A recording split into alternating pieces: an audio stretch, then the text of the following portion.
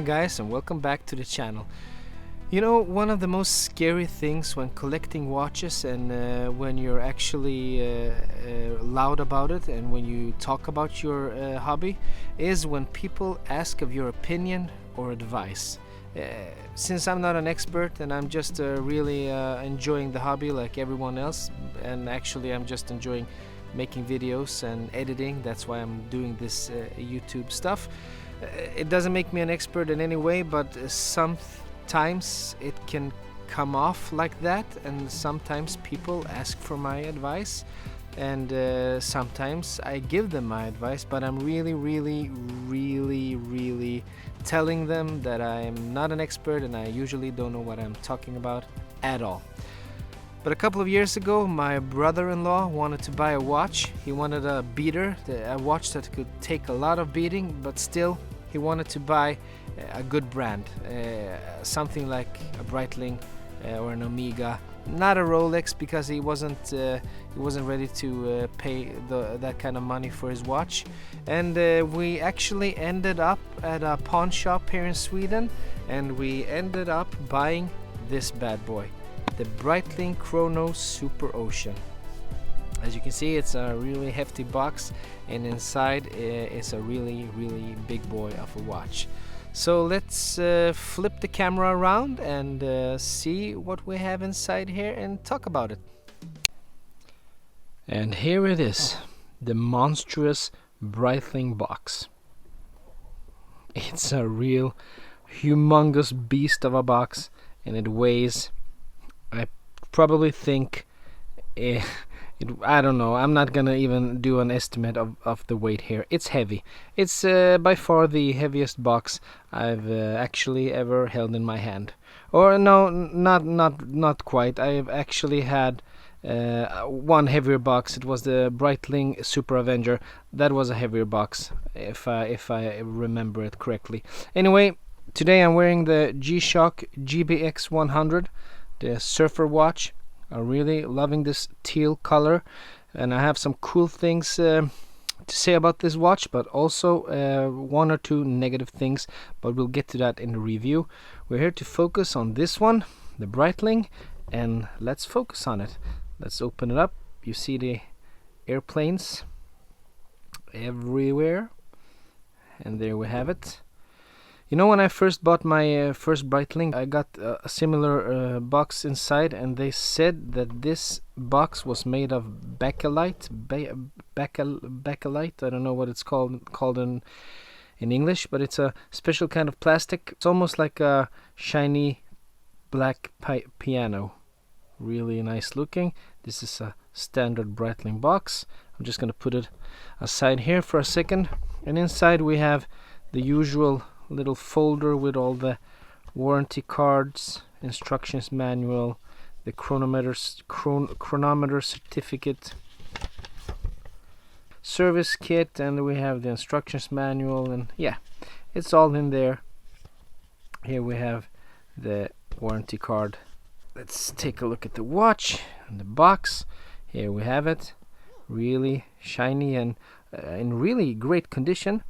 But as it should be, you just usually you take the watch out of the box, and you just put the box and the packaging away, and it sits there on a shelf for a couple of years. We have the inside. It's all leather, and we have it's actually a box inside of a box inside of a yellow box. So it's 3 boxes. Here we have the little travel case or pouch or what it's called. I really liked using these when I traveled with my Breitling, having them with me. Gives a little, not a overly protective box, but still it protects your watch somewhat. And here we go. Here it is. The Breitling Chrono Super Ocean. And here it is. As I said, this is a used watch. It's actually from 2011, so it's 9 years, I guess. Yeah, 9 years now, and you can see some wear and tear on the watch. It's been worn daily. It's It's been beaten up. It's been taking a punch. I actually polished it up a little for this review with some Cape Cod, but there were a lot of grooves that were really hard to polish out with just a cloth.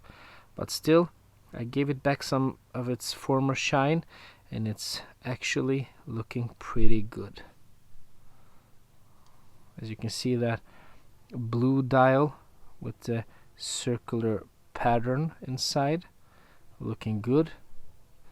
I'm just gonna move the minute hand away from the date window, actually the day and date window. There we go. Move it, put it right there. You see the day and date on the at the 3 o'clock, the applied logo, Breitling chronometer, Super Ocean 500 meters. We have the second ticking away there at the left side, and then we have the chronometer dials right there.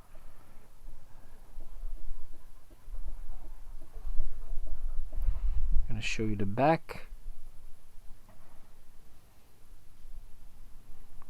Shiny, all polished up, with a lot of stamps and a lot of words. The clasp, threefold.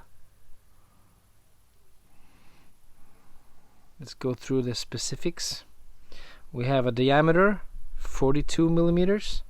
We have a thickness of 16.5 millimeters. So it's a thick boy. We have a lug width of 20 millimeters. It tapers down to 18 and then goes straight up to 20 again at the clasp. And we have a lug to lug of 50 millimeters. Exactly the same lug to lug as on my Tudor Black Bay GMT. But actually this watch is thicker. Sapphire glass, 500 meters water resistance. Unidirectional bezel, 120 clicks.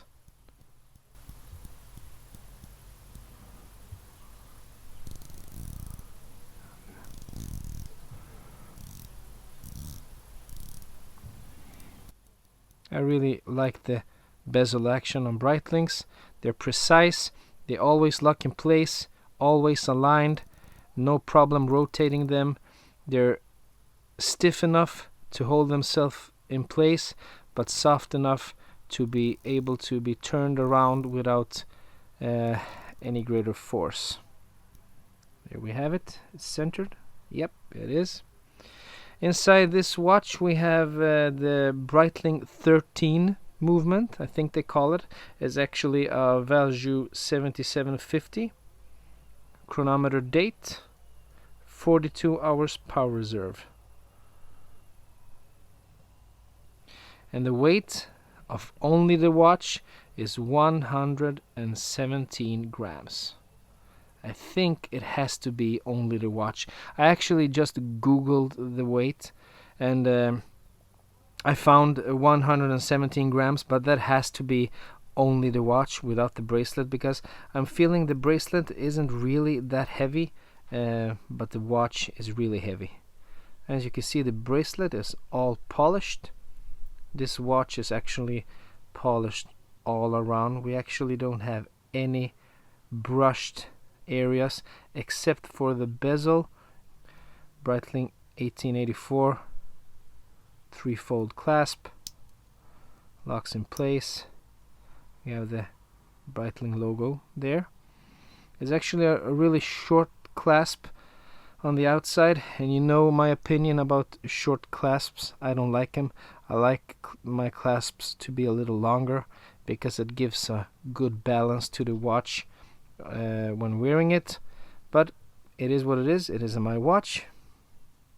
Screwed links, of course. It's a really cool, really hefty, really big watch. Let's put it on. Yeah, and I forgot to tell you, the movement inside here is COSC certified. So that means -4 to +6 seconds on a day.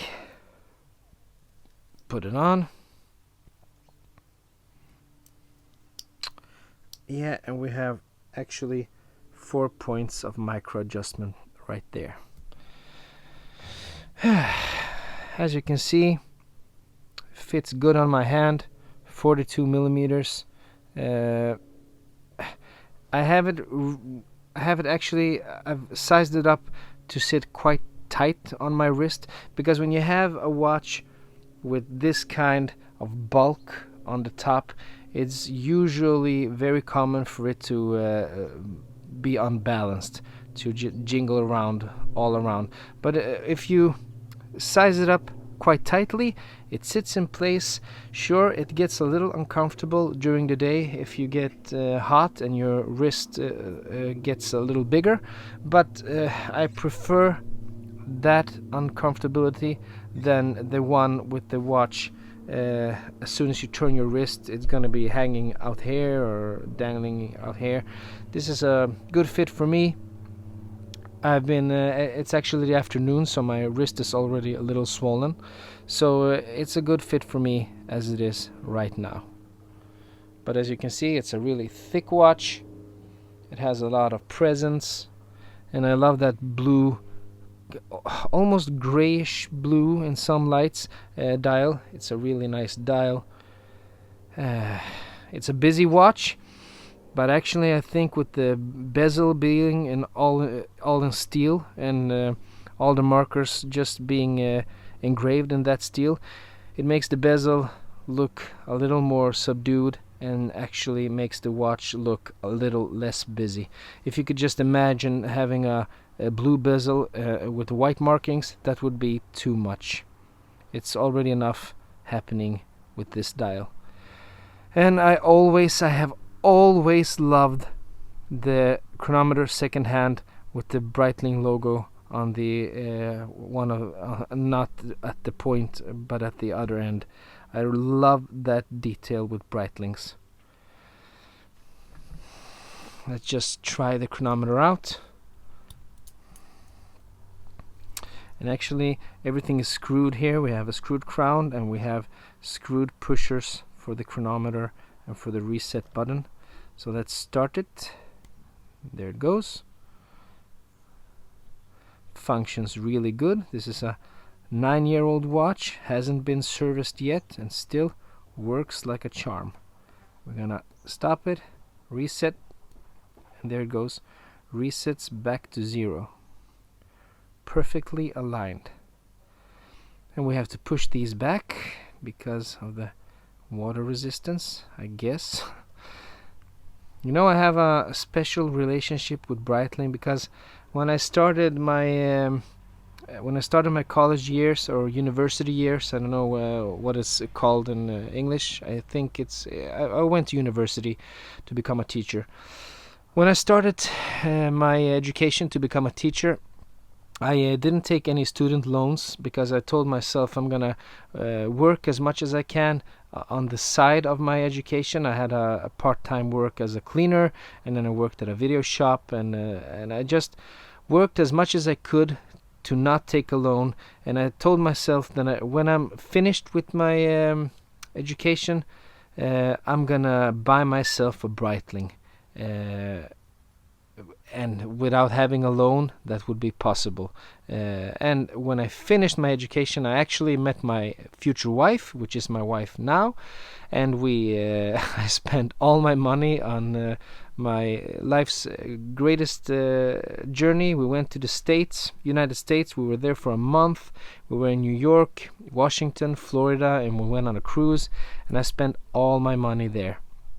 And a couple of years later, we decided to get married, and she actually bought me the Breitling that I wanted to buy as a wedding gift. I was over the moon in love with Breitling, with my watch, and I wore it every day.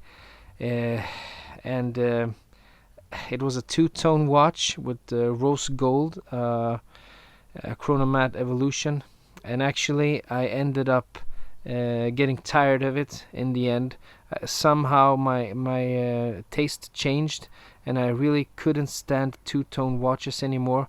So I asked her for permission to sell it, and if I could buy the Tudor Black Bay GMT instead. and that way the Tudor Black Bay GMT would replace the Breitling as my watch from her, and which was okay as long as I bought another watch for it. So I sold it, and actually between selling my Breitling and buying the Tudor, I actually had a Super Avenger, and I had I don't remember what it's called, the titanium one, aerospace, something like that. And actually I also had a Navitimer World. It was just too big for me, so I sold that one as well. And Breitling was my first luxury watch, and I still have a lot of love for the brand. I'm still longing for a Navitimer, and I would prefer to buy one with the new in-house movement, the B01. One day I'm gonna have that watch in my collection as well. But for now, I'm feeling that I'm not. Breitling is not my priority. I have other watches that I would love to buy before I buy a Breitling again. But it's a cool brand with a really rich history. I gave my brother-in-law the advice to buy this watch because he was looking for a beater watch that could take a lot of beating and at a good price. And the thing with Breitling is that they're quite expensive if you buy them new at an official at authorized dealer, but if you buy them used, you can get them at a really good price. He bought this from the Swedish pawn shop, and he got it for a really nice price. And actually Breitling was the first brand that taught me that you can actually talk about pricing even with an authorized dealer. We had 2 authorized dealers when I lived in Helsingborg here in Sweden, and I actually played them out against each other. I went to one, talked about the watch that I wanted to buy, and asked them of the best price they could give me. And then I went to the other one and told them about the price I was getting at the first place, and asked them if they could offer me a better deal. And I went back and forth, and actually I got it at a really good price. The price new for my Breitling Chronomat Evolution when I bought it in 2009 was $6,500, and with the back and forth playing with the dealers, I actually bought it for $5,300.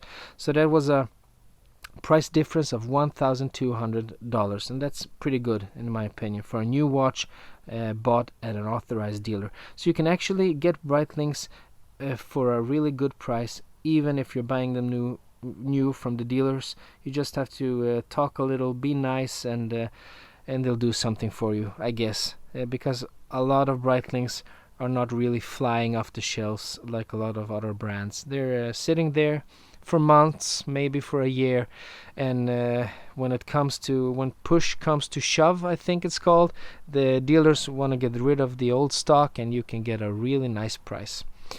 So that was the Breitling Chrono Super Ocean.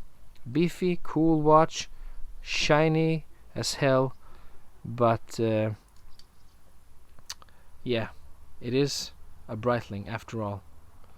Anyway, as usual, if you liked this video, please consider giving it a thumbs up, and if you really liked it, please consider subscribing. And if you didn't like it, just give me a thumbs down and write me a comment about what you didn't like, and maybe I can improve until the next video. And until the next video, I hope to see you again, and bye bye.